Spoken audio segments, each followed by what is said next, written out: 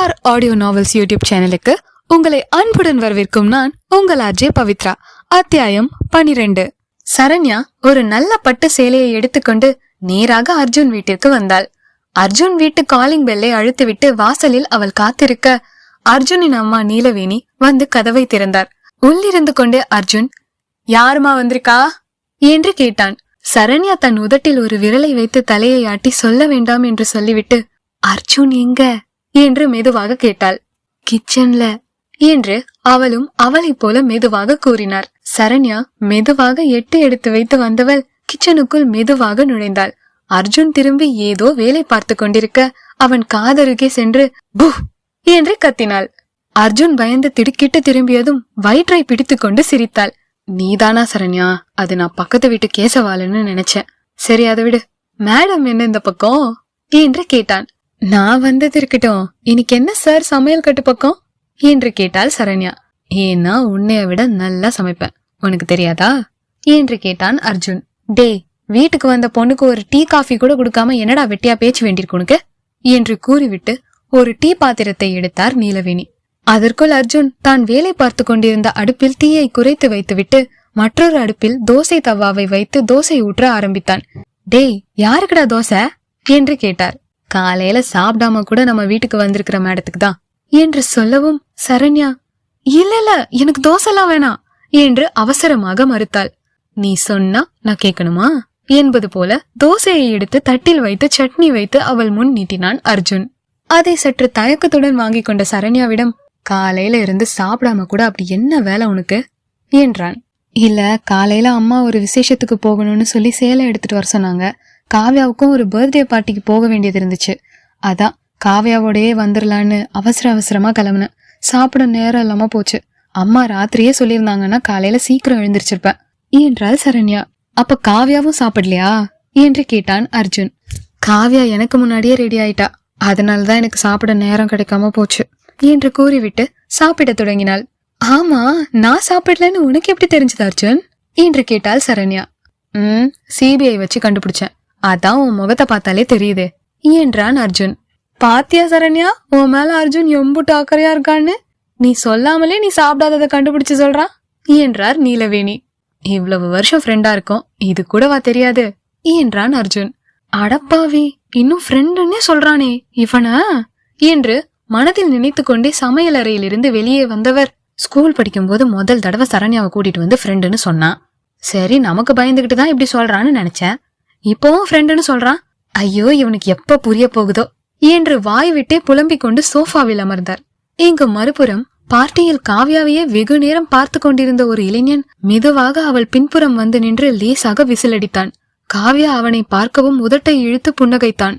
அவன் செயலில் காவ்யாவிற்கு சிறிது வெறுப்பு மேலோங்க வேறு இடத்திற்கு செல்வதற்கு இடதுபுறம் நகர்ந்தாள். அவனும் இடதுபுறம் நகர்ந்தான். அவனை நிமிர்ந்து பார்த்தவள் வெறுடென்று வலதுபுறம் நகர்ந்தாள். அவனும் வலதுபுறம் நகர்ந்தான்.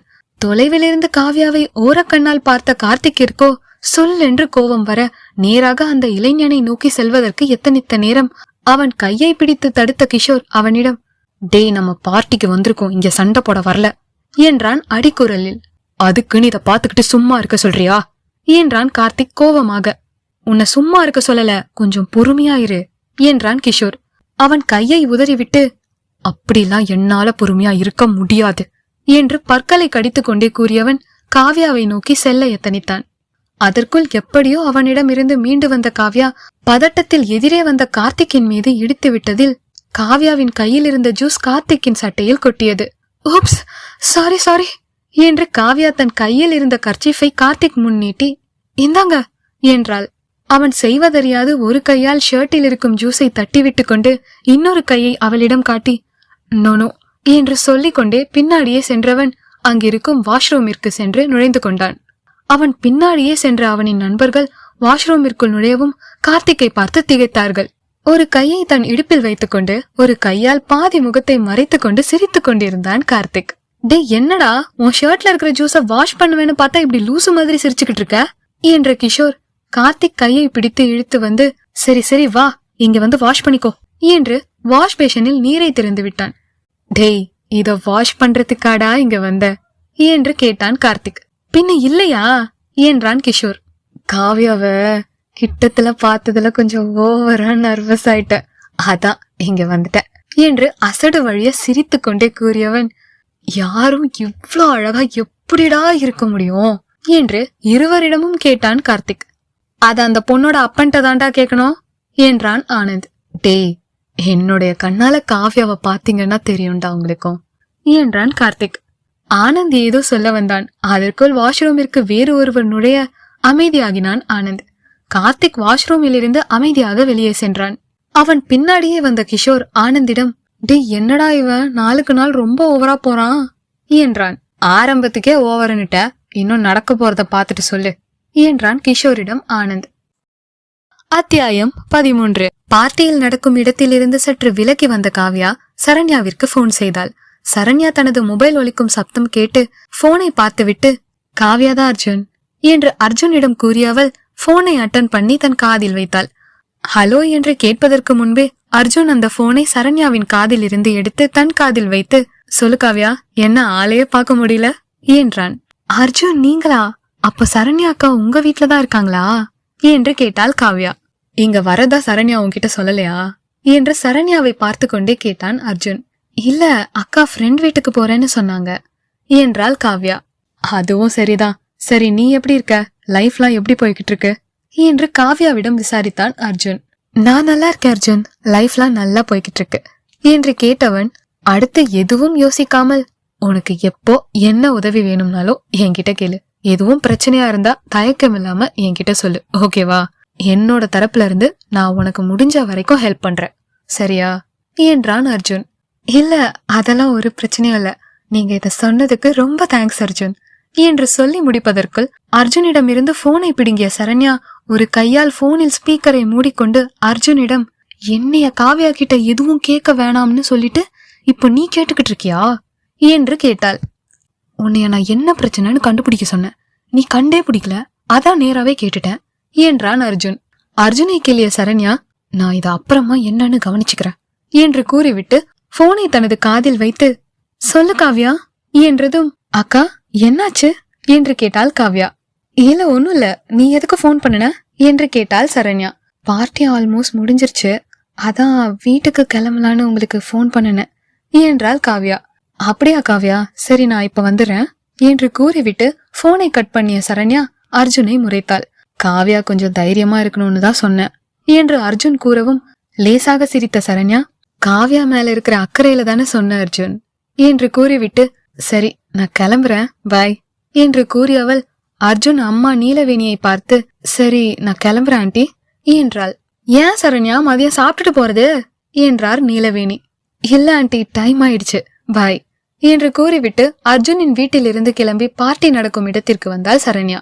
இங்கு பார்ட்டியில் காவ்யா தனது தோழியிடம் சொல்லிவிட்டு சரண்யாவிற்காக ஹோட்டல் வாசலில் வந்து காத்திருந்தாள்.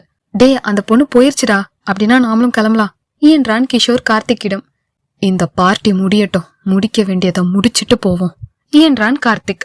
டேய், இந்த பார்ட்டி முடியறதுக்குள்ள அந்த பொண்ணு கிட்ட பேசுறேன்னு சொன்னேன், அதையும் செய்யல. இந்த பார்ட்டிக்கே நீ அந்த பொண்ணுக்காக தான் வந்த, அந்த பொண்ணும் போயிருச்சு, அப்புறம் என்ன முடிக்கிற வேலை இருக்கு என்று கடுப்பான குரலில் கேட்டான் ஆனந்த்.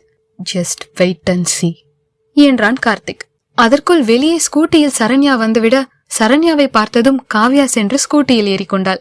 என்ன பார்ட்டிலாம் எப்படி இருந்துச்சு என்று சரண்யா கேட்கவும், நல்லா இருந்துச்சுக்கா என்று சொல்லிய காவ்யா அடித்தொண்டையில், சரண்யா அக்கா மட்டும் பார்ட்டிக்கு வந்திருந்தாங்கன்னா அந்த பையனுக்கு கண்டிப்பா கண்ணும் பழுத்திருக்கும் என்று பார்ட்டியில் நடந்ததை நினைத்து முணுமுணுத்துக் கொண்டிருந்தாள். அது புரியாமல் லேசாக வார்த்தைகளாக சரண்யா காதில் விழ, சரண்யா ஏதாவது சொன்னியா காவ்யா என்றாள் காவ்யாவிடம். இல்லக்கா ஒன்னும் சொல்லல, நீங்க கவனமா வண்டி ஓட்டுங்க என்று கூறிவிட்டு அமைதியானாள் காவ்யா.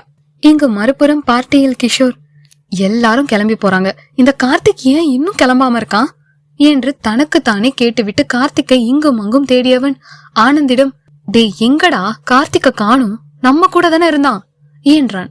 ஆனந்தும் இங்கும் அங்கும் கார்த்திக்கை தேடினான். அப்போதுதான் அவனுக்கு கார்த்திக், முடிக்க வேண்டியது முடிச்சிட்டு போவோம் என்று கூறியது நினைவிற்கு வந்தது. போச்சுடா என்று தனது உச்சந்தலையில் ஒரு அடி அடித்து ஆனந்த் விருடென்று கிஷோர் கையை பிடித்து இழுத்து கொண்டு வெளியே ஓடினான்.